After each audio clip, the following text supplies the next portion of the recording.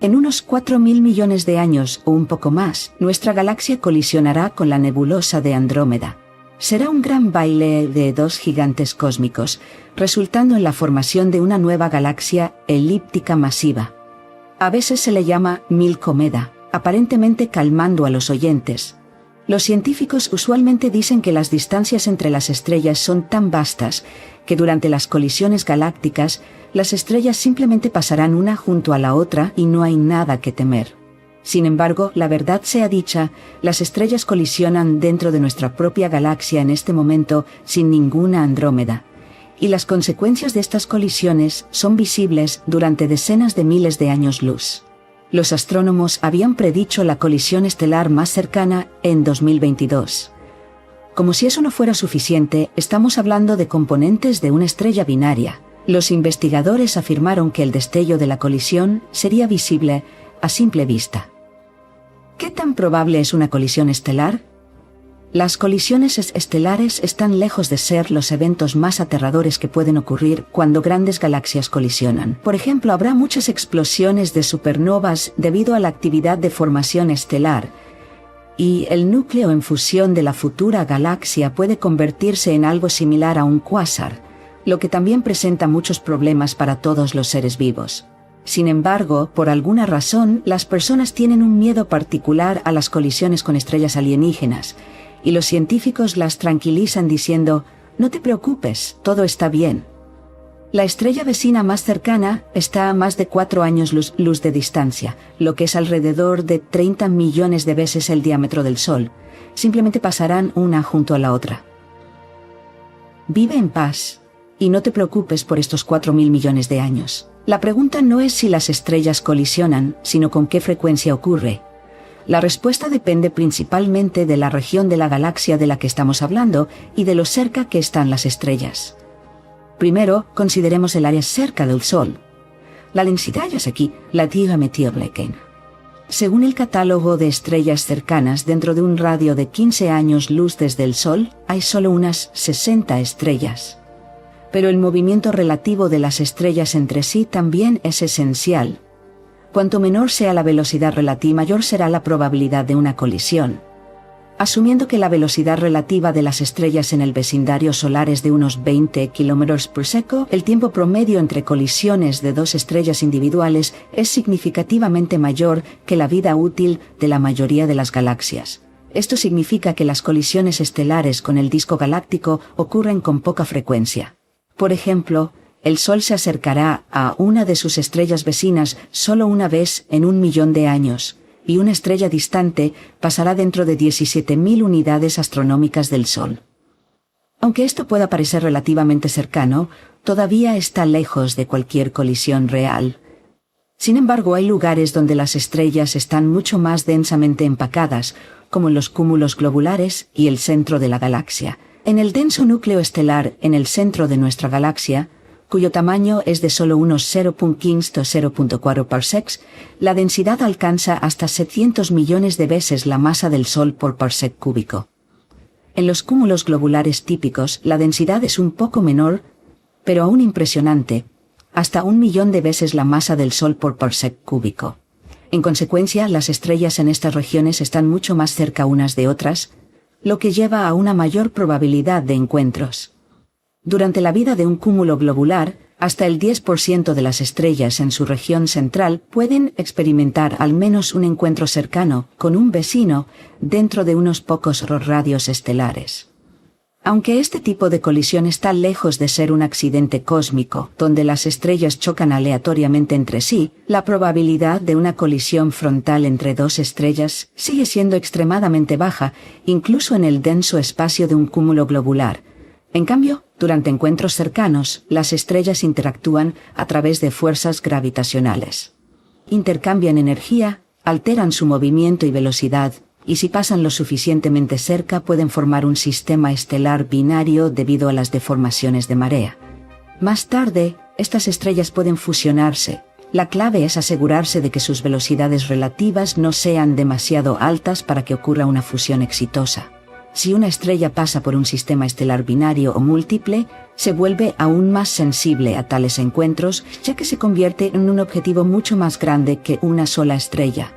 Varios escenarios pueden desarrollarse durante tales eventos.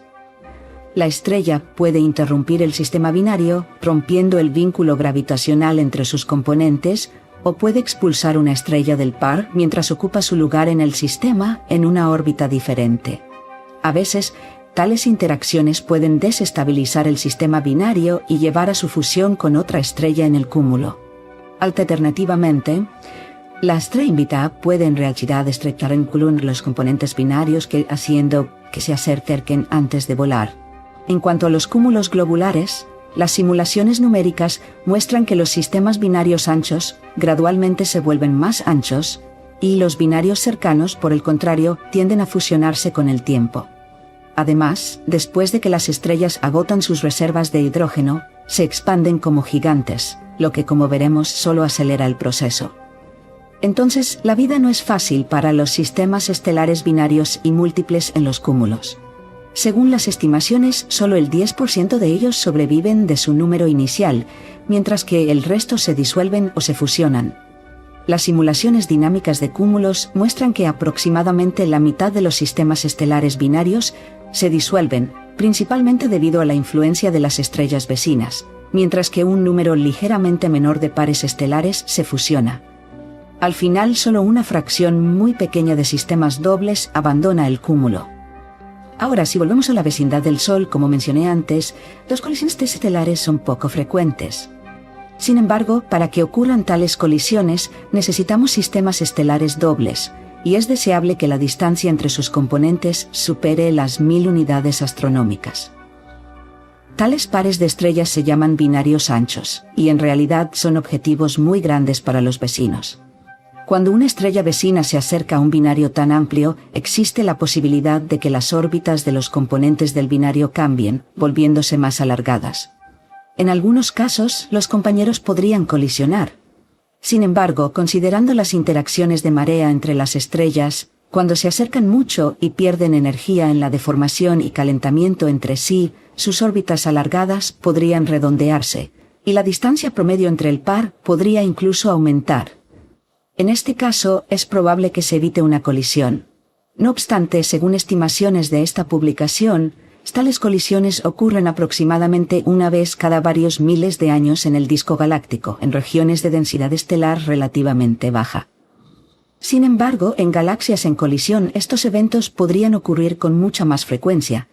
Ahora, si añadimos sistemas binarios cercanos que gradualmente se acercan y colisionan, o estrellas dobles y múltiples que son aún más sensibles a sus vecinos, las colisiones y fusiones ocurren mucho más a menudo.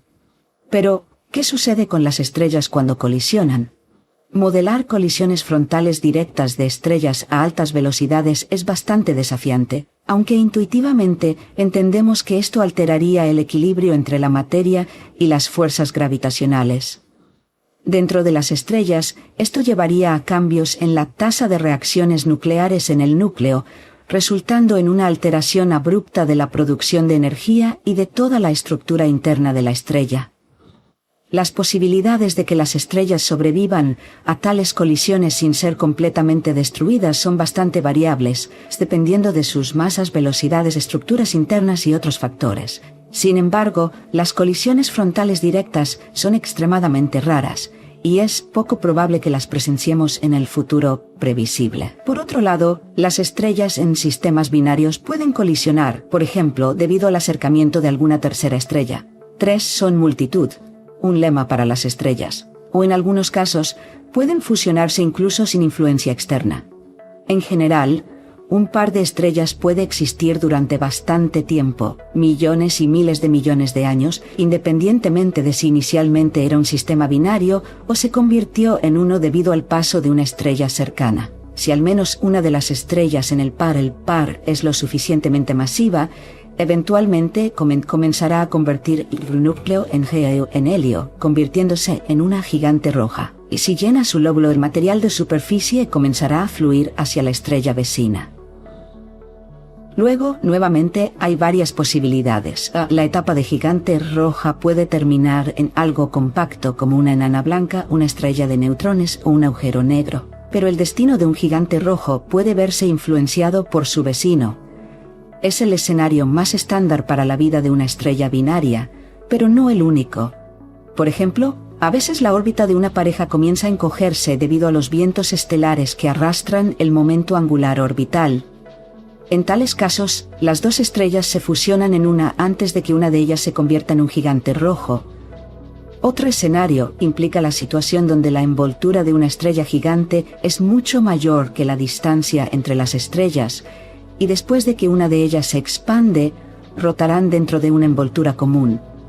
También puede ocurrir que las estrellas en un sistema binario llenen eventualmente ambos lóbulos de Roche y toquen sus superficies. En ese momento la estrella binaria se asemeja a un cacahuete y esto se llama binaria de contacto.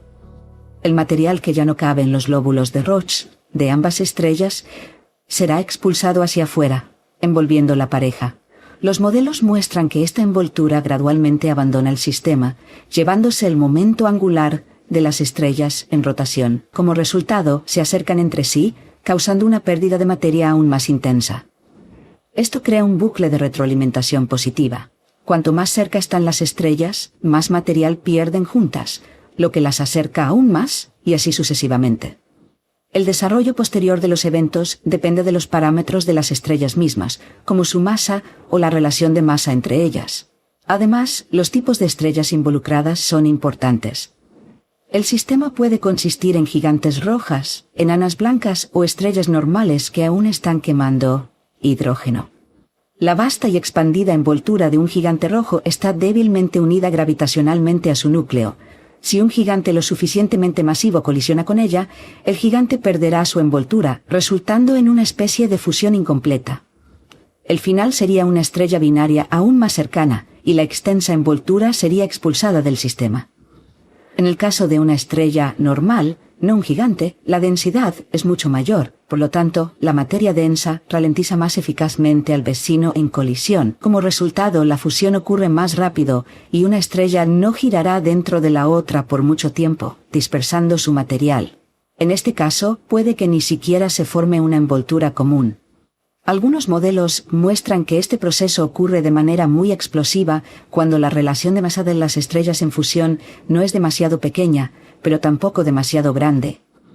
Si una estrella muy pequeña, o incluso un planeta, cae sobre una estrella, su gravedad no será suficiente para expulsar la envoltura del sistema.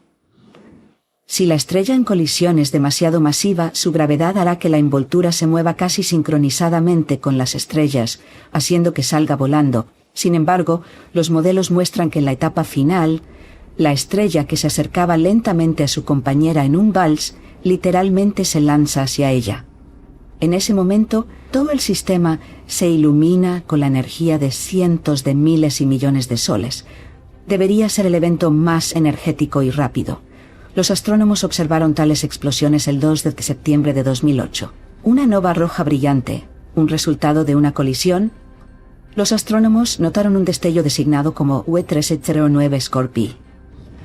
Al principio lo confundieron con un destello de nova regular, una explosión termonuclear en la superficie de una enana blanca.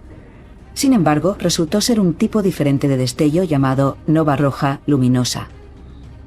Las novas rojas luminosas se distinguen de las novas regulares por ser mucho más brillantes, con luminosidades cientos de miles a millones de veces la del Sol en su pico. Exhiben un comportamiento de brillo muy inusual. Inicialmente hay un estallido muy fuerte con un espectro que indica material moviéndose a velocidades extremadamente altas, cientos de kilómetros por segundo. Luego, después de un descenso en el brillo, de repente se estabiliza y la estrella casi no se desvanece, emitiendo luz roja durante cientos de días. De ahí el nombre de nova roja luminosa.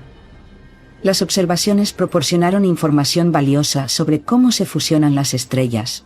El destello brillante justo después de la fusión es el material más rápido y caliente que emerge de la estrella después de la colisión, similar a las gotas de agua que salpican cuando se arroja una piedra en ella. El resplandor más lento y rojo se explica por los restos de la envoltura de la estrella en la que cayó la estrella vecina.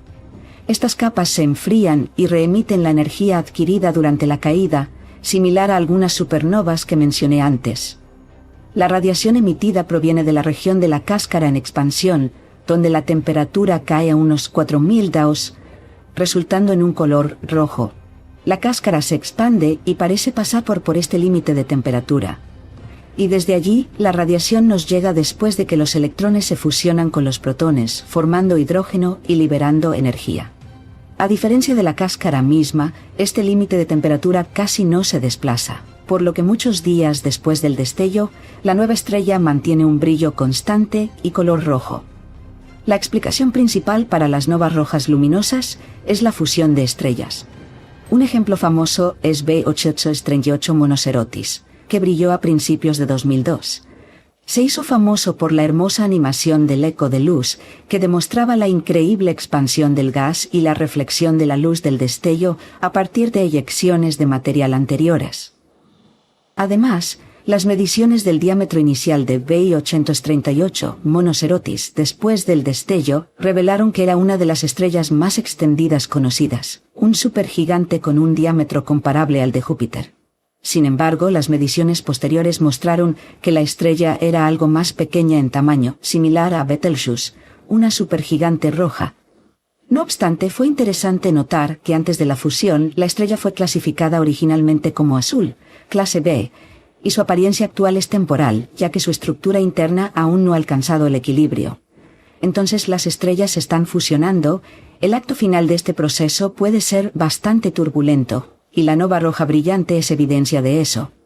¿Pero cuál será el resultado de tal fusión? Tal vez uno de los resultados más comunes de las colisiones o fusiones de estrellas es un vagabundo azul. Bueno, es una vieja broma sobre ellos. Quiero decir, estrellas. ¿Es más fácil encontrar un vagabundo hacia un cúmulo estelar? Todas las estrellas en un cúmulo globular se formaron aproximadamente al mismo tiempo, pero las estrellas más masivas queman su hidrógeno más rápido que las más ligeras, convirtiéndose en gigantes gaseosos.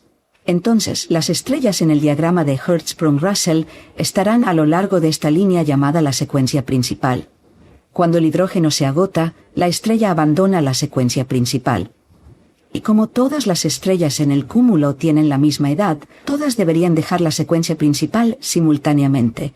Primero las más masivas y brillantes, luego las más ligeras, y así sucesivamente.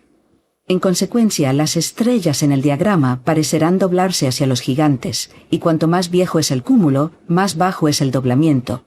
Es lógico suponer que no debería haber estrellas después del punto de Comfort. Después de todo, todas son gigantes. Sin embargo, los vagabundos azules están allí y pueden formarse de dos maneras. La primera es a través de una colisión con un vecino. La velocidad relativa de las estrellas en un cúmulo es bastante baja, pero la densidad es alta. Por lo tanto, un encuentro peligroso puede llevar a su fusión, resultando en un vagabundo azul, una estrella que extendió su vida al recibir hidrógeno de su vecino. La segunda forma está relacionada con la evolución de las estrellas en un sistema binario cercano. Por ejemplo, pueden perder energía rotacional debido al viento estelar y acercarse gradualmente entre sí en una espiral. O una estrella en la pareja evoluciona más rápido que su compañera y comienza a convertirse en un gigante rojo. Si las estrellas están relativamente cerca, puede comenzar la transferencia de masa de la estrella más masiva e hinchada, que está en la etapa de gigante, a la más pequeña. Si este proceso continúa durante mucho tiempo, la estrella más pequeña puede terminar siendo más masiva y nuevamente se convierte en un vagabundo azul. Aparentemente, hay incluso más vagabundos azules formados por este método. Sin embargo, a veces es una colisión la que lleva a su creación. Las investigaciones en los últimos años muestran que los vagabundos azules aún guardan muchos misterios y pueden sorprendernos. Por ejemplo, en 2019, los resultados de una simulación de una fusión de estrellas con masas de 7.8 llevaron a la formación de una estrella con una masa de 15 masas solares. Tiene sentido, pero lo notable es que tenía un campo magnético muy fuerte, de hasta 10⁴ Gauss, que es 18 órdenes de magnitud más fuerte que el de las estrellas originales. Si el campo magnético creado en el centro de esta estrella se mantiene hasta el momento del destello de supernova, Entonces el remanente compacto de dicho destello tendría un campo magnético de hasta 10^16 Gauss. Así que este podría ser un escenario para su formación. Una enana blanca devora a su vecina y se convierte en un gigante. Pero supongamos que la fusión involucra una estrella inusual o un gigante rojo, y el remanente es un remanente estelar como una enana blanca, o mejor aún, dos de ellas, solo para estar seguros. Si la masa de la enana resultante supera el límite de Chandrasekhar, resultará en una supernova tipo 1A. Sin embargo, si es menos que eso, los astrónomos han estado observando una estrella extraña durante siglos, desde la constelación Corona Boreal. Es una estrella variable, lo que significa que su brillo cambia. Pertenece a un tipo bastante raro de estrellas variables llamadas R Coronae Borealis. Por lo general son supergigantes amarillas, bastante calientes, a veces más calientes que nuestro Sol, aunque hay excepciones. Pero a diferencia de las supergigantes normales, prácticamente no tienen líneas de hidrógeno en sus espectros. Hay mucho helio, nitrógeno, carbono, silicio, oxígeno, y en algunas de ellas una cantidad notable de litio. La ausencia de hidrógeno es una característica muy extraña, ya que usualmente, incluso en las últimas etapas de sus vidas, las capas externas de las estrellas permanecen ricas en hidrógeno. Estas estrellas se apagan de manera impredecible y se atenúan por varios órdenes de magnitud. Curiosamente, estos cambios ocurren en el rango visible, pero no son tan radicales en el infrarrojo.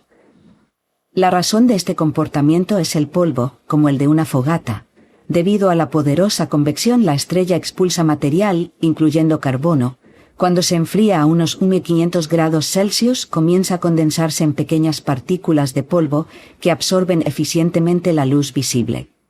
Cada una de estas expulsiones oscurece la estrella R Coronae Borealis por un tiempo hasta que el polvo se dispersa o se mueve fuera de la línea de visión. Pero aquí está la pregunta: ¿cómo puede existir una estrella, especialmente una supergigante, sin hidrógeno? Actualmente parece haber dos ideas principales, pero ambas se reducen al hecho de que ya no es completamente una supergigante. En el pasado lo fue, pero ya no. Según una idea, R Coronae Borealis ya ha despojado su envoltura de hidrógeno. Podría incluso haber creado una nebulosa planetaria a su alrededor y haber encontrado un poco más de helio reencendiéndose en el proceso. Según otra idea, originalmente era un sistema binario con dos enanas blancas, una de carbono-oxígeno y otra de helio. Un día el sistema perdió energía y las enanas blancas colisionaron. Sin embargo, su masa combinada aún era insuficiente para una supernova de tipo 1A. Pero después de la fusión, el objeto obtuvo una temperatura suficientemente alta y mucho helio de una de las enanas. Como resultado, las reacciones nucleares se reanudaron en él, y dejó de ser una enana degenerada, hinchándose para convertirse en una estrella gigante, no roja, sino amarilla. Su poderosa envoltura colectiva expulsa periódicamente elementos más pesados que el hidrógeno y el helio. Esto explica el polvo. Según estimaciones, la vida útil de una estrella de este tipo es relativamente corta, unos 57.000 años. Luego se comprimirá nuevamente en una pequeña enana blanca degenerada. A veces, una colisión entre estrellas o una fusión con un objeto compacto puede llevar a una supernova. Por ejemplo, en 2017, durante un estudio de radio del cielo en LAS, los astrónomos descubrieron una fuente de radio brillante que no estaba allí antes. Llamaron al objeto de esta manera casi como el hijo de Elon Musk. Al observarlo más a fondo en diferentes longitudes de onda, encontraron que la emisión de radio brillante provenía de las afueras de una galaxia enana con intensa formación estelar, a unos 480 millones de años luz de distancia. Analizando datos de otros instrumentos, los científicos detectaron una explosión de rayos X del mismo objeto desde 2014. Gracias a extensas observaciones pasadas, reconstruyeron el escenario. Resultó ser un par de una estrella masiva y un objeto compacto. Aún no claro si era una estrella de neutrones o un agujero negro. La órbita de este par compacto disminuyó constantemente durante unos 300 años. Hace unos 300 años el objeto compacto entró en la atmósfera de su vecina sin causar una explosión. El gas expulsado durante la fusión formó un anillo toroidal masivo y espeso alrededor del par. Mientras tanto, un agujero negro o una estrella de neutrones atravesó el núcleo de la estrella compañera, interrumpiendo el proceso de fusión nuclear. Esto llevó al colapso del núcleo, y la emisión de rayos X capturada por MAXI se originó a partir de un chorro que disparaba en direcciones opuestas del sitio de la colisión. Por este destello de rayos X, los científicos pudieron fechar con precisión la explosión de supernova. En cualquier caso, probablemente ambas estrellas explotaron como supernovas, dada su masividad. Pero en este caso, es crucial señalar que la supernova fue causada por la fusión de las estrellas.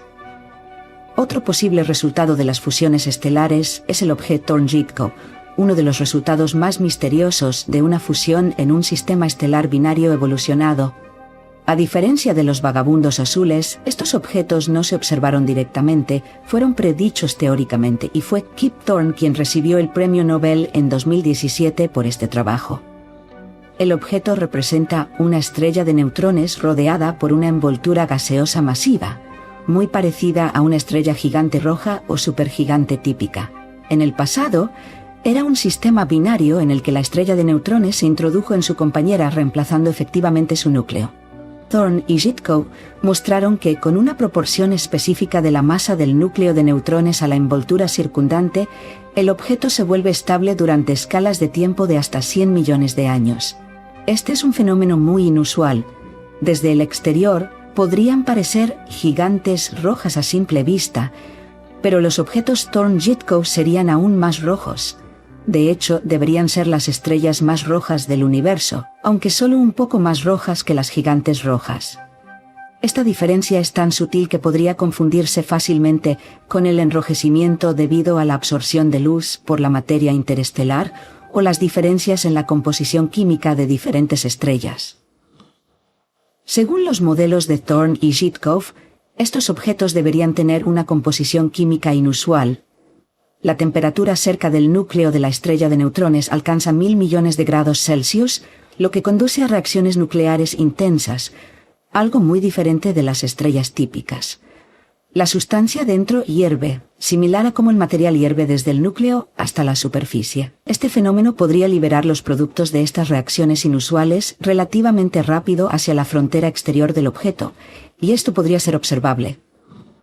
Thorne y Jitko hipotetizaron que una diferencia notable en la composición del objeto, en comparación con una estrella, sería el contenido inusual de isótopos de carbono y oxígeno, especialmente en el espectro. Estudiar las líneas moleculares de monóxido de carbono, óxido de vanadio y óxido de titanio podría revelar estas distinciones. En artículos más recientes, este aspecto se ha aclarado, y ahora se considera que la característica principal que distingue a los objetos de Thorne-Jitko de los supergigantes rojos serán las líneas inusualmente fuertes de estos elementos en el espectro. Las estimaciones sugieren que podría haber de 20 a 200 de estos objetos en nuestra galaxia, y en la última década, los objetos de Thorne-Jitko han sido descubiertos y descartados varias veces. Por ejemplo, en 2014 se encontró una estrella en la pequeña nube de Magallanes con una atmósfera que exhibía un contenido anómalo de estos elementos pesados, muy parecido a lo que se esperaba para un objeto de Thorne-Jitko. En 1964, otro grupo de científicos recalculó los parámetros de la estrella, cerrando el descubrimiento. Propusieron su candidato en su lugar, pero su estado sigue siendo incierto. La búsqueda de objetos de Thorne-Jitko también se extiende a la astronomía de ondas gravitacionales. Por ejemplo, en el evento Heaven 14, un agujero negro con 23 masas solares se fusionó con un objeto que pesaba 2.6 masas solares. Sin embargo, la naturaleza de este objeto, si era una estrella de neutrones o un agujero negro, sigue siendo poco clara. Para las estrellas de neutrones, 2.6 masas solares son demasiado grandes, ya que no se han observado estrellas de neutrones de tal masa. Por otro lado, podría ser demasiado pequeño para un agujero negro. Si este objeto es de hecho una estrella de neutrones, podría haberse formado a partir de un objeto de Thorne-Jitko, donde la estrella de neutrones acumuló masa al consumir su envoltura circundante. Sin embargo, todo esto son meras especulaciones, y la búsqueda continúa. En cuanto a la fusión de estrellas de neutrones, creo que muchos aún lo recuerdan. Hubo numerosos análisis detallados, así que seré breve y solo recordaré un evento en agosto del 17º año. Los detectores gravitacionales de la red LIGO Virgo registraron la señal GBV 70827, que se originó a partir de la fusión de dos estrellas de neutrones. La región de la que provino esta señal se determinó con bastante precisión, lo que permitió que los telescopios, tanto terrestres como espaciales, se dirigieran rápidamente allí. Esta fue la primera vez en la historia que un evento cósmico se observó tanto en ondas gravitacionales como en luz. La fusión de estrellas de neutrones estuvo acompañada por un destello llamado kilonova, aproximadamente 1000 veces más brillante que una nova regular, de ahí el nombre kilonova. Los telescopios espaciales Fermi e Integral también detectaron un breve estallido de rayos gamma justo después de HC-87 y los astrónomos entendieron qué causó todos estos fenómenos observacionales. Gracias a las observaciones en diferentes rangos espectrales, pudieron reconstruir la imagen de lo que sucedió. En total, las dos estrellas de neutrones fusionadas tenían una masa combinada ligeramente inferior a 3 masas solares. Una pequeña porción de esta masa total fue expulsada durante la explosión de la kilonova. También fue posible estimar la cantidad de elementos químicos pesados expulsados durante la fusión y resultó que las fusiones de estrellas de neutrones son los principales contribuyentes a la creación de oro, uranio y otros elementos raros y pesados. En cuanto al objeto formado después de la fusión de las estrellas de neutrones, la versión más básica sugiere que inicialmente era una estrella de neutrones supermasiva, pero colapsó en un agujero negro aproximadamente 300 segundos después de la fusión. Sin embargo, hay otras hipótesis. Algunos investigadores creen que una estrella de neutrones pesada de larga duración podría haberse formado como resultado. Se necesitan más observaciones de tales fusiones para aclarar estas posibilidades. Sin embargo, en la siguiente ocurrencia, el observatorio LIGO Virgo detectó una vez más una señal de ondas gravitacionales de la fusión de estrellas de neutrones, pero esta vez no siguieron otros fenómenos observables, como una kilonova. Como resultado, las estadísticas sobre tales eventos se están acumulando muy lentamente. Entonces, ¿qué hay sobre la colisión en 2022? La que se espera que ocurra alrededor de 2022 involucra un sistema en la constelación de Cygnus. Es un binario de contacto, lo que significa que dos estrellas están tan cerca que se tocan e intercambian material. En 2017, un estudio interesante afirmó que el periodo orbital de este par está disminuyendo, lo que indica que las estrellas se están acercando entre sí. Un fenómeno similar se observó en el caso del progenitor B309 Scorpii, que finalmente estalló como una nova roja brillante en 2008. Por lo tanto, es posible que ocurra algo similar en este sistema alrededor de 2022. Sin embargo, se aconseja a los astrónomos que no se apresuren y preparen sus telescopios todavía. Otro grupo de astrónomos reexaminó estos resultados, añadiendo datos de observaciones anteriores que capturaron accidentalmente esta estrella. Y con estos nuevos datos, resultó que el periodo orbital de este par no disminuyó consistentemente. En algunos momentos de observación incluso aumentó, lo que desconcertó a los astrónomos. Tuvieron que investigar en los archivos de observaciones de esta estrella que datan de la década de 1930, utilizando placas fotográficas antiguas para entender su comportamiento durante un periodo prolongado de tiempo. Se encontró que el periodo de este par cercano variaba, a veces aumentando y a veces disminuyendo, durante todo este lapso de tiempo. La causa exacta de este comportamiento no se entiende completamente. Podría estar relacionado con el hecho de que el par está perdiendo material mientras sus componentes interactúan, pero los detalles aún no se comprenden. Se necesitan más observaciones para dar sentido a este comportamiento peculiar, y una vez que se encuentre algo interesante, ciertamente lo compartiremos aquí. Si hubiera uno de los fenómenos más brillantes y destructivos en el espacio moderno, sería una explosión de supernova. El MC N49 es una supernova que explotó hace unos 5000 años en la Gran Nube de Magallanes, una galaxia compañera de nuestra Vía Láctea. Desafortunadamente, no se puede ver desde la Tierra porque está a unos 160.000 años luz de distancia. Sin embargo, si la supernova hubiera estado más cerca de la Tierra y existido durante tiempos antiguos, como los sumerios en el hemisferio sur o el antiguo Egipto, se habría registrado como la primera explosión de supernova en la historia. Se cree que el MCN49 fue una estrella muy brillante y masiva, pero inestable. Las explosiones de supernovas son un fenómeno profundo y una que se muestra claramente es G1.9 plus 0.3. Esta explosión de supernova es el evento más reciente de este tipo que ha ocurrido en la galaxia. La supernova explotó en 1899. Imagínate, el siglo XX fue una época de avances científicos y tecnológicos dramáticos, así como de agitación social y política. Ahora, bien entrado el siglo XXI, no ha habido una sola explosión de supernova entre los trillones de estrellas en la galaxia durante este periodo. ¿Se está riendo el universo de nosotros?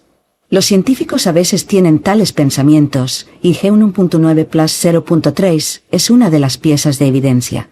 Aunque la explosión de la supernova ocurrió a finales del siglo XIX y principios del siglo XX, no nos dimos cuenta.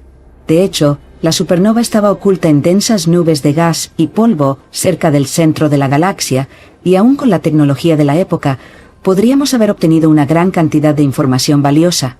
Ni que decir tiene que nuestra tecnología ha mejorado drásticamente en los últimos 123 años, y esa tecnología se está utilizando para investigar supernovas que son difíciles de observar en otras galaxias. Las supernovas aparecen como estrellas de neutrones o agujeros negros cubiertos en nubes de gas y polvo, al igual que otras supernovas. Curiosamente, estas nubes continúan expandiéndose a una velocidad enorme de 15.000 km por segundo. En la actualidad, las nubes se han expandido a un tamaño que supera los 2.5 años luz. Esta hipótesis puede o no confirmarse, dependiendo de si se encuentra una presencia similar cerca de la Tierra. Ubicada en la región de rayos X, la constelación de Andrómeda es uno de los cuerpos celestes más brillantes, emitiendo una radiación muy poderosa que puede compararse con el desastre de Chernobyl. Como sabrás, la zona de radiación situada a 7.000 años luz del Sol es el remanente de una supernova. La nube de gas en la constelación de Andrómeda, conocida como RX 0822-300, es en realidad el núcleo que quedó de una estrella de neutrones después de una explosión de supernova. Después de comparar las velocidades de este objeto y las estrellas circundantes, se encontró que se movía a una velocidad excepcional en comparación con otros objetos que se habían medido, con una velocidad estimada de 1.300 km por segundo, alejándose del punto de la explosión de la supernova. La razón por la cual las estrellas de neutrones alcanzan tales velocidades es desconocida, pero podría ser una característica única de la explosión. También es importante considerar que la explosión ocurrió hace unos 5.000 años, y la aceleración puede haber disminuido con el tiempo. ¿Qué tan rápido iba al principio? La supernova SNIL 54, que dio origen a la nebulosa del Cangrejo, se hizo famosa por esta razón. Primero, los científicos descubrieron la nebulosa del Cangrejo, y luego calcularon que la supernova que la creó explotó alrededor del siglo Uso. Posteriormente, los científicos descubrieron un registro de una estrella brillante que apareció de repente en el mismo lugar donde se descubrió la nebulosa del Cangrejo en documentos antiguos chinos, lo cual fue un gran triunfo en la astronomía. Detrás de este brillante hito hubo otra supernova silenciosa. SNNIL 6 explotó 48 años antes de SNL 54 y fue incluso más brillante y mejor documentada en los registros históricos. Mientras que solo los chinos se dieron cuenta del significado de SNL 54, SNNIL 6 fue registrada en documentos de varias regiones del continente euroasiático, incluyendo Suiza, Egipto y China. Los astrónomos árabes informaron que el cuerpo celeste brillaba más que Venus, mientras que los monjes europeos afirmaron que la estrella no solo cambiaba de brillo, sino también de tamaño, expandiéndose o contrayéndose, y a veces incluso desapareciendo por completo. La explosión de SN 6 ocurrió en esta vecindad, e incluso después de que había pasado un milenio, la tasa de difusión de los gases liberados por la explosión seguía siendo notablemente alta, a una velocidad de 9.000 km por segundo. El poder de la explosión debió haber sido inimaginable. Hay otra supernova que ha ampliado el conocimiento humano del universo, y esa es SN 1562, que ocurrió en la constelación de Casiopea en 1562. Como la heroína presentada anteriormente, esta supernova fue observada en todo el continente euroasiático, desde la península coreana hasta Inglaterra. Los libros de historia de Europa y del Oriente Árabe contienen descripciones detalladas de esta notable estrella. El nombre de esta supernova proviene del famoso astrónomo danés Tycho Brahe. Sin embargo, no fue la primera persona en Europa en descubrir esta supernova, ni fue el primero en registrar su aparición en detalle. No obstante, estudió las estrellas con mucho más detalle que cualquier otro erudito en el mundo en ese momento. Logró medir la paralaje de este cuerpo celeste, lo cual fue un logro significativo en ese momento. Según los métodos de observación de esa época, Saturno se consideraba el planeta más alejado del Sol o de la Tierra. Sin embargo, mediante cálculos simples, descubrió que esta supernova estaba mucho más lejos que la Luna o Saturno. De esta manera, la humanidad se dio cuenta por primera vez de lo vasto que es el universo y de lo lejos que están las estrellas de nosotros. Hay otro excelente descubrimiento que ha avanzado la astronomía. Fue realizado por dos científicos británicos contemporáneos, Thomas Digges y John Dee, quienes descubrieron la misma nova. Usando datos de Tycho Brahe y sus propias mediciones, derribaron la imagen milenaria de estrellas ubicadas en esferas celestes y especularon que las estrellas estarían esparcidas por todo el universo.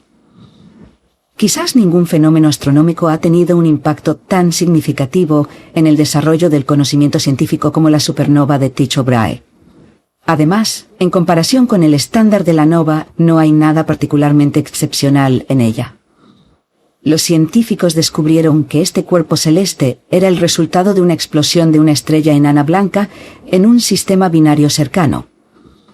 Este es uno de los mecanismos para las explosiones de supernova, similar a cuando una estrella masiva y brillante explota al final de su vida.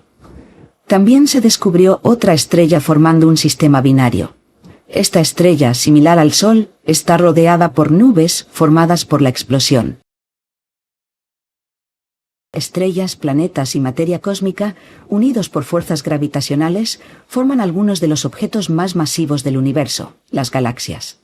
El número exacto de galaxias sigue siendo desconocido, pero se estima que son varios cientos de miles de millones, y eso solo en la parte observable del universo. A pesar de que las galaxias están astronómicamente distantes unas de otras, a veces colisionan. Tales colisiones son eventos verdaderamente espectaculares a gran escala. Evolución cósmica. En el universo hay galaxias orbitando alrededor de un centro de masa común. En tales sistemas, hay una galaxia gigante central con varios objetos satélite. Durante su evolución, si las órbitas de las galaxias más pequeñas no coinciden, todas comienzan a girar alrededor de este centro. Sin embargo, si las galaxias tienen órbitas idénticas, se fusionarán en un solo gran sistema, mientras que el objeto más pequeño se desintegra. Los astrónomos observan tales colisiones con bastante frecuencia.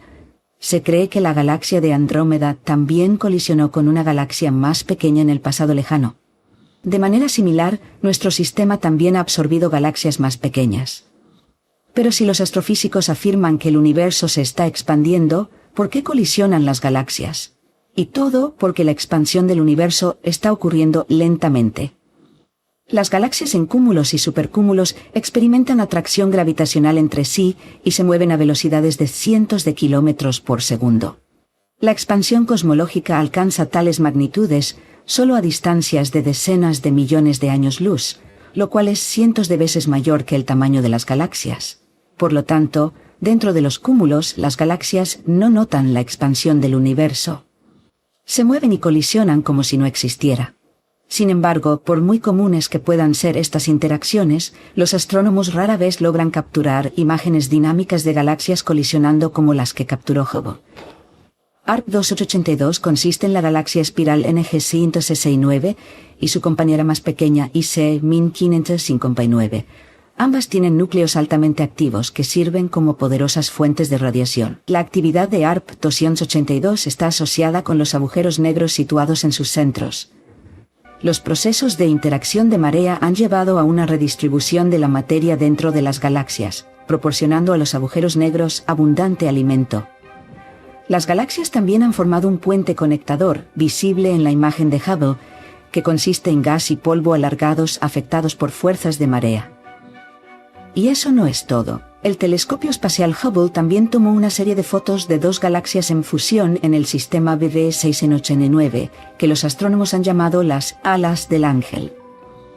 A diferencia de los alineamientos visuales aleatorios de galaxias que solo parecen interactuar desde la perspectiva de la Tierra, estas dos galaxias en BB 689 están en medio de una colisión. Esta interacción galáctica ha hecho que el sistema V6689 en la constelación de Leo sea casi simétrico y ahora se asemejan a enormes alas galácticas. Otro telescopio espacial bien conocido, el James Webb, también capturó imágenes interesantes. El cúmulo estelar en la galaxia del Carro de la Rueda se formó como resultado de una colisión con una galaxia satélite. La galaxia del Carro de la Rueda tiene dos anillos que se expanden hacia afuera desde el centro de la colisión, como las ondas en un estanque después de lanzar una piedra. Debido a estas características distintivas, los astrónomos se refieren a ella como una galaxia anular. Tiene una estructura menos común en comparación con las galaxias espirales como la Vía Láctea. En las siguientes dos galaxias mostradas en la imagen cósmica pasaron una a través de la otra, dejando un puente de jóvenes estrellas azules entre ellas. La colisión frontal entre las dos galaxias mostró un objeto de forma triangular, donde nacieron miles de estrellas. Esta imagen fue capturada por el telescopio espacial Hubble, según informó Nanowork. Los astrónomos especulan que las galaxias pasaron una a través de la otra, desencadenando una explosión ardiente de formación estelar en una forma única en NGC 2445, donde miles de estrellas se encienden. Esta galaxia es rica en gas, el combustible del cual se crean las estrellas, lo que lleva a su abundancia de formación estelar. Sin embargo, la nueva galaxia no ha logrado escapar del dominio gravitacional de su compañera, NGC 2444. La galaxia ha extraído gas de NGC 2445, creando el peculiar triángulo de estrellas recién formadas. Como podemos ver, estas interacciones pueden parecer asombrosamente hermosas. En la búsqueda de la materia oscura. Pero no es solo la belleza lo que alimenta la curiosidad de los científicos. Ya en la década de 1970, surgieron argumentos serios a favor de la idea de que las galaxias contienen los llamados halos oscuros, además de estrellas y gas. Los argumentos teóricos surgieron de consideraciones sobre la estabilidad de los discos estelares de las galaxias espirales, mientras que la evidencia observacional provino de las grandes velocidades de rotación no decrecientes del gas en los bordes lejanos de los discos galácticos, donde casi no hay estrellas, y por lo tanto la velocidad de rotación se determina a través de observaciones de gas. Si toda la masa de una galaxia se contuviera principalmente en estrellas, entonces las velocidades orbitales de las nubes de gas ubicadas más allá del disco estelar disminuirían a medida que aumentara la distancia. Esto se observa en los planetas del sistema solar, donde la masa se concentra principalmente en el Sol. Sin embargo, en las galaxias, esto a menudo no es así, lo que indica la presencia de algún componente adicional, masivo y extendido, cuyo campo gravitacional imparte altas velocidades a las nubes de gas. La situación se aclaró parcialmente cuando se introdujeron halos oscuros masivos en el modelo matemático de las galaxias. Estos halos oscuros no contribuyen a la luminosidad total de la galaxia y solo son evidentes a través de su influencia gravitacional en el subsistema estelar. Una forma de obtener información sobre la estructura de los halos oscuros es estudiando las estructuras extendidas que se forman alrededor de las galaxias durante sus interacciones. Por ejemplo, a veces durante un paso cercano, una galaxia roba gas de otra, enrollándolo alrededor de sí misma en forma de un anillo extendido. La existencia de anillos polares extendidos solo puede explicarse si la masa del halo oscuro es aproximadamente el doble que la de la materia luminosa en la galaxia. Las colas de marea también sirven como indicadores fiables de la presencia de materia oscura en las regiones periféricas de las galaxias. Quizás la primera evidencia de masa oculta se obtuvo ya en 1933, cuando el astrofísico Fritz Zwicky notó que las galaxias en el cúmulo de Coma se movían más rápido de lo esperado, lo que implicaba la presencia de alguna masa invisible que las mantenía unidas y evitaba que se dispersaran. La naturaleza de la materia oscura sigue siendo desconocida, por lo que a menudo se la menciona como alguna sustancia oscura fría abstracta que interactúa con la materia ordinaria únicamente a través de la gravedad.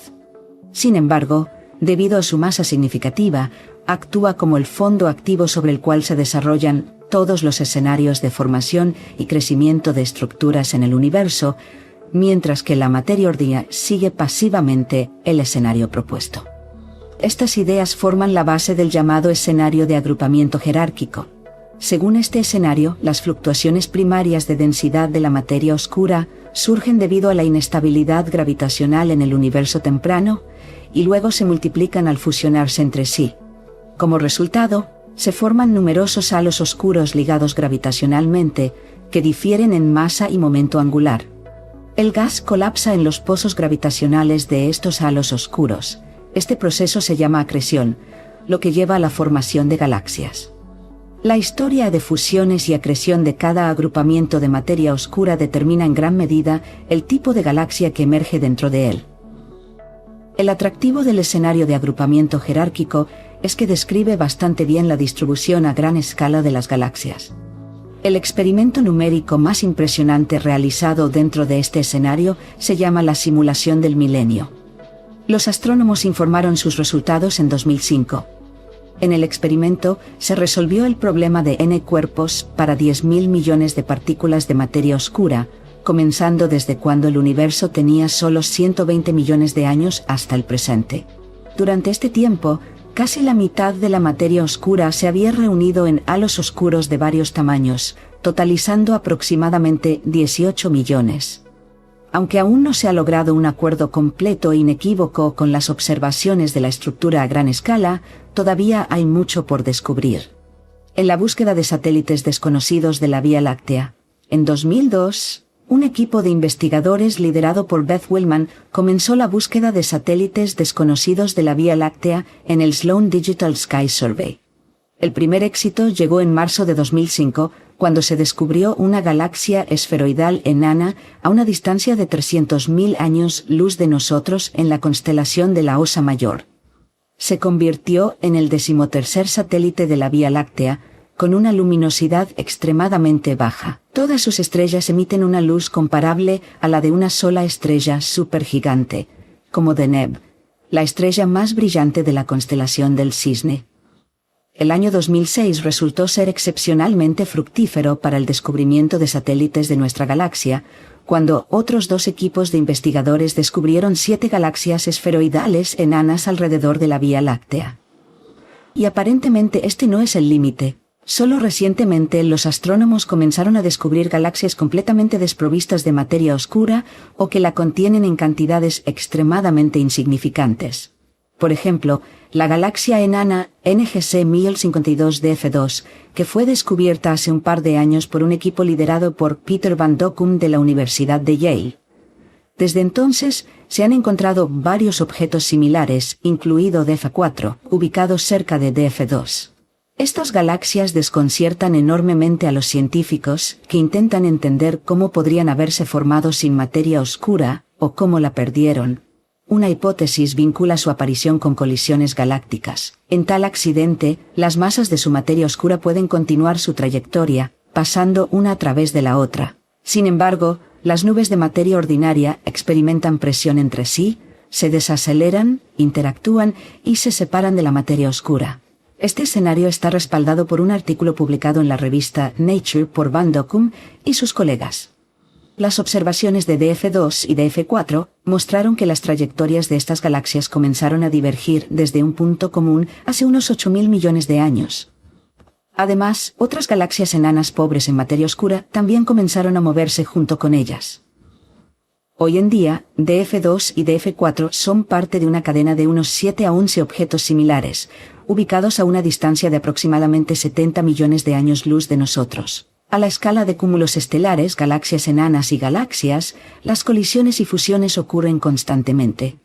Incluso nuestra Vía Láctea está actualmente perturbando a la galaxia esferoidal enana de Sagitario, que es su satélite, y en el futuro, este cuerpo cósmico relativamente pequeño, con solo el 1% de la masa de nuestra galaxia, será completamente absorbido.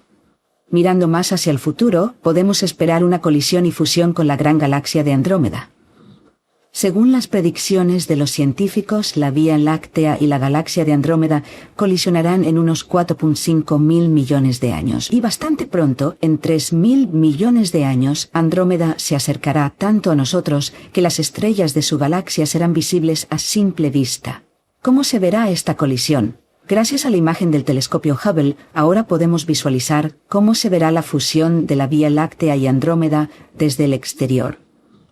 Un grupo de 3 galaxias, colectivamente llamado NGC 7664A, y ubicado en la constelación del Fénix a una distancia de 425 millones de años luz de la Tierra, sirve como modelo para este escenario. Los científicos ya están realizando simulaciones de la colisión entre la Vía Láctea y la nebulosa de Andrómeda en supercomputadoras. Los datos indican que la Vía Láctea ha absorbido a vecinos más pequeños en el pasado. Por ejemplo, algunas galaxias enanas y cúmulos estelares globulares fueron destruidos por fuerzas de marea y transformados en corrientes estelares, con sus estrellas probablemente siendo eventualmente absorbidas por nuestra galaxia. Usando datos del telescopio espacial Gaia, los científicos respondieron parcialmente la pregunta de cuándo ocurrió la última colisión y absorción de un vecino. Gaia crea un mapa tridimensional de la galaxia midiendo distancias a las estrellas, lo que permite a los científicos observar sus direcciones de movimiento. Esto llevó al descubrimiento de que hace unos 8 a 10 mil millones de años, la Vía Láctea engulló una galaxia enana considerable llamada Gaia Salchicha Encelado. Como herencia de la colisión, recibimos alrededor de 8 nuevos cúmulos estelares globulares, junto con 50.000 millones de nuevas estrellas. Investigaciones adicionales revelaron que GSE no era un satélite de nuestra galaxia, sino que se movía en una dirección opuesta a la rotación de la Vía Láctea. Así, nuestros cursos se cruzaron y ocurrió una colisión, en lugar de una fusión gradual.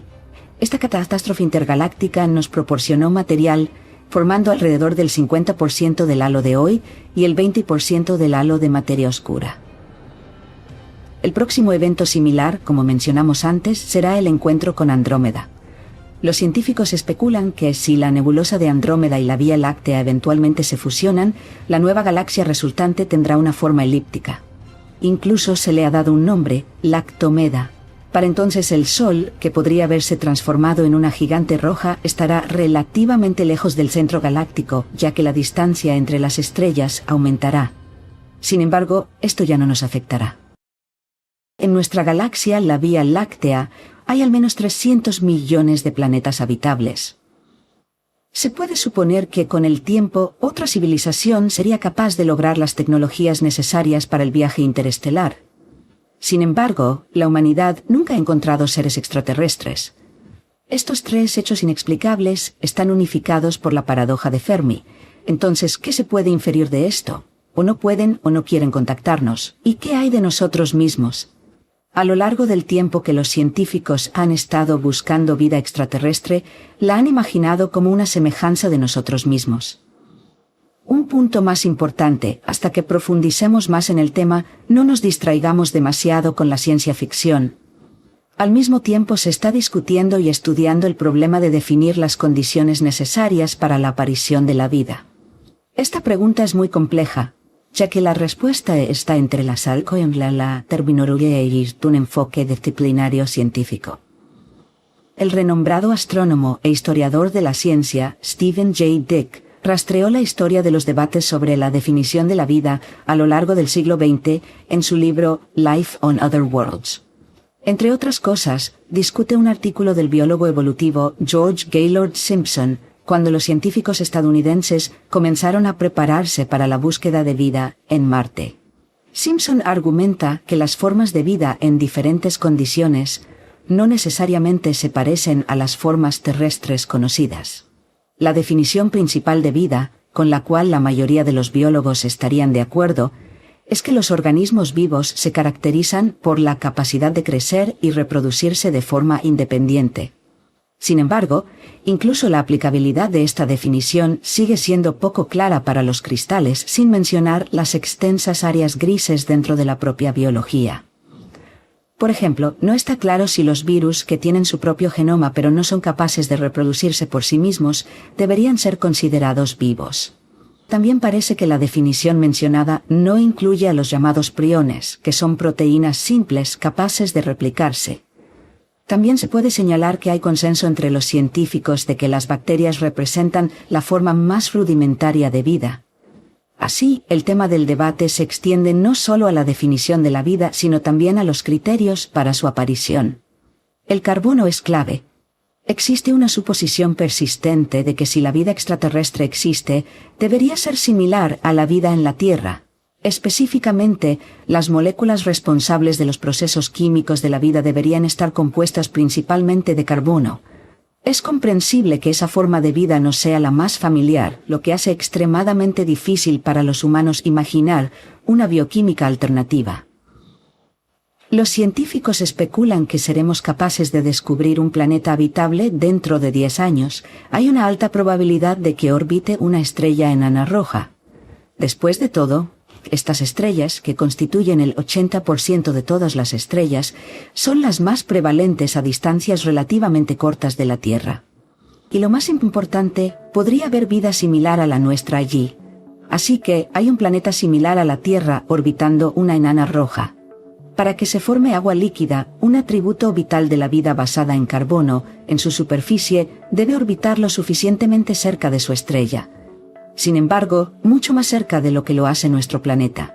Después de todo, como sabemos, las enanas rojas son mucho más frías que el Sol. Por lo tanto, bajo la influencia de la gravedad, dicho planeta no rotaría alrededor de su eje y siempre estaría con un lado hacia su estrella. No habría cambio de día y noche ni de estaciones. El segundo objeto hipotético con vida es la luna azul.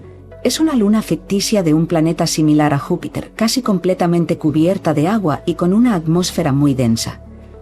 Estas condiciones permiten a los científicos especular sobre la existencia de criaturas voladoras del tamaño de ballenas en la luna. La luna azul debería ser comparable en tamaño a la Tierra, pero según el modelo, la presión atmosférica en su superficie, 3 veces mayor que en la Tierra. Una característica de la Luna es la ausencia de casquetes polares. La densa atmósfera y el océano que cubre su superficie reducen las fluctuaciones de temperatura. El exceso de oxígeno en la atmósfera teóricamente debería llevar a un aumento de la fuerza muscular en las ballenas celestiales, cuya envergadura alcanza los 10 metros. Billones de algas y musgo flotan en este aire, que sirven como alimento para las ballenas celestiales. Es una imagen hermosa, por supuesto. Estructura de silicio. Pero si nos apartamos completamente de la idea del carbono, ¿qué queda entonces? Resulta que los científicos han profundizado en el concepto de vida extraterrestre no basada en el carbono, sino en el silicio. Los autores de ciencia ficción también han sido aficionados a esta idea. Es extraño, sin embargo, que los alienígenas de silicio literarios, por razones desconocidas, siempre se asemejan a estatuas de arcilla o cristales animados, aunque desde una perspectiva científica, las diferencias externas entre los seres basados en silicio y los basados en proteínas podrían ser mínimas. Después de todo, el silicio simplemente reemplazaría al carbono en las moléculas orgánicas. Y la sustancia que forma la carne de los silicoides, el silicón, se usa ampliamente hoy en día para imitar ciertos tejidos del cuerpo humano. Teóricamente, los mundos abrasadores disecados por ríos de que fluyen en la base de rocas de basalto negro podrían ser un hogar natural para los silicoides. Sin embargo, incluso en tales planetas, la vida basada en silicio no crearía una gran civilización porque el sulfuro de hidrógeno es raro, y una transición a la síntesis basada en agua sería imposible. El agua no puede coexistir con el magma. Otros líquidos. Surgen posibilidades interesantes al reemplazar el carbono con una combinación de nitrógeno y fósforo. En este caso, para que las plantas realicen la fotosíntesis, necesitarían amoníaco y fosfina, un compuesto de fósforo e hidrógeno, en lugar de agua y dióxido de carbono. La vida basada en una base de fósforo y nitrógeno podría prosperar en mundos fríos similares a los descritos en la novela Three Worlds to Conquer de Paul Anderson y en el cuento Snow Maiden de Kir Bulichev. Después de todo, el amoníaco se congela solo a una temperatura de 78 grados Celsius. Desde un punto de vista metabólico, los nitrogenoides serían criaturas al revés. Las plantas terrestres sintetizan combustible, hidrocarburos, mientras producen oxígeno como oxidante. Sin embargo, en la síntesis helada, el hidrógeno se vuelve redundante. Al inhalar este combustible altamente eficiente, las bestias de nitrógeno necesitarían extraer oxidante de los alimentos de origen vegetal, devolviendo nitrógeno y fósforo a las plantas. Sin embargo, las sustancias orgánicas basadas en nitrógeno y fósforo no son suficientemente estables, pero solo bajo condiciones terrestres. La fiabilidad de los enlaces químicos aumenta a medida que la temperatura disminuye. Por lo tanto, el caldo de nutrientes necesario para la aparición de la vida basada en nitrógeno podría acumularse en mares de amoníaco. Sin embargo, la forma de vida más adecuada para condiciones realistas es la vida alternativa, en la que el oxígeno es reemplazado por azufre.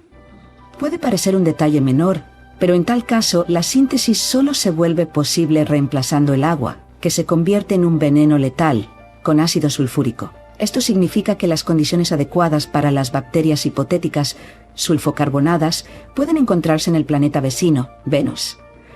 Las nubes en Venus sin agua están compuestas de ácido sulfúrico. Otro pensamiento que surge es que durante la fotosíntesis anóxica, las bacterias sulfocarbonadas liberarían sulfuro de hidrógeno en lugar de vapor de agua. Sin embargo, el sulfuro de hidrógeno es un compuesto inestable que se descompone rápidamente debido a la radiación cósmica. Sin embargo, el sulfuro de hidrógeno está presente en la atmósfera de Venus por alguna razón.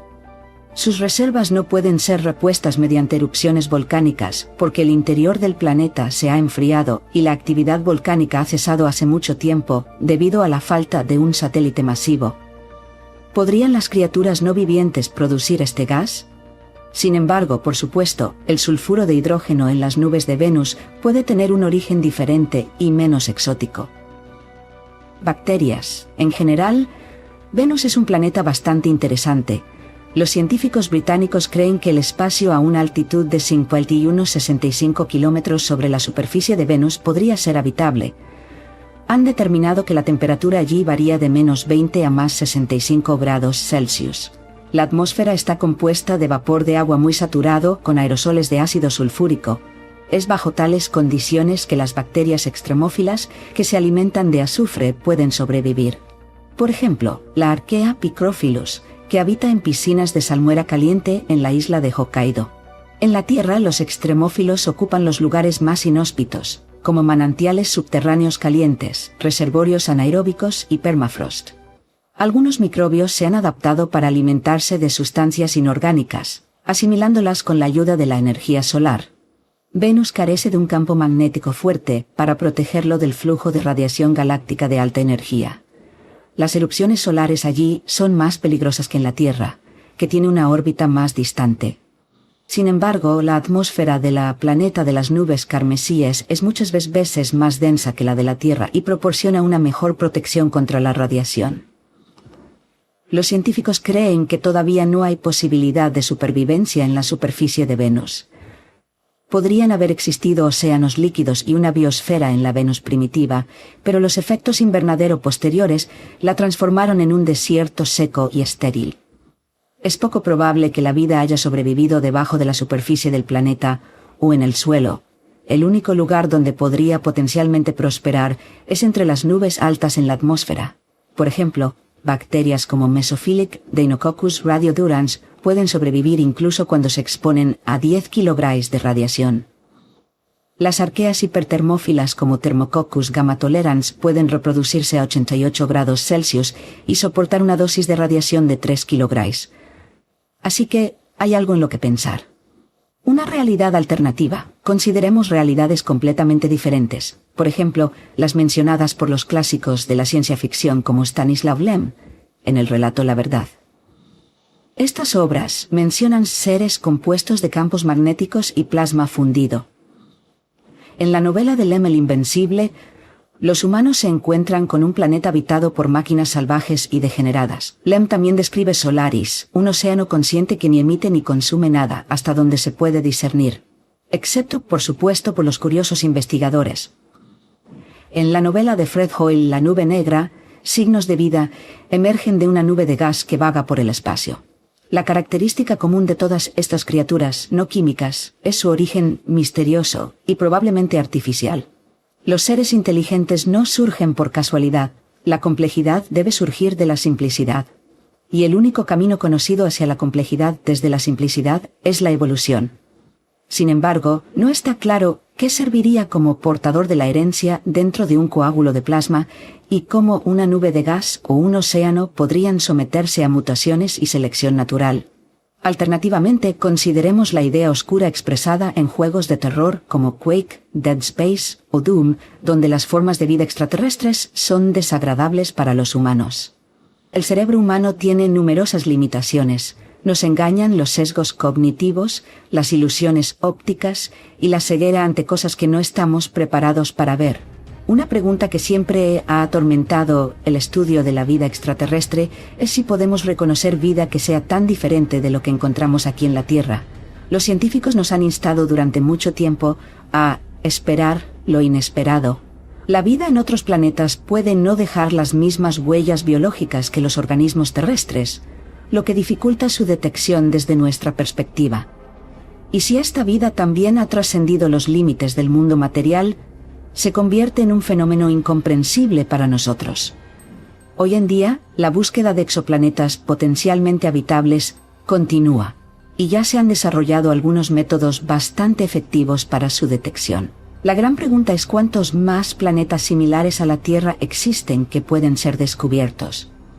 Después de eso surge la pregunta sobre su habitabilidad y qué forma de vida podría tomar en estos planetas. Las leyes de la física son universales. Las 12 partículas cuánticas fundamentales con sus campos únicos y los 4 tipos de interacciones fundamentales forman la base de la materia. Son estos elementos los que hacen que nuestro mundo sea tal como es y no de otra manera. Independientemente de lo que discutamos, ya sea nuestro planeta o los rincones más remotos del universo, las mismas leyes se aplican en todas partes. Todas las observaciones y experimentos realizados por los humanos en los últimos siglos, ya sea con un telescopio o un microscopio, solo confirman esta tesis. Tal vez la vida extraterrestre hiperinteligente de un ser alienígena nos parecerá insondable y compleja, como en la novela de Stanislav Lem, Solaris. Pero una cosa está clara.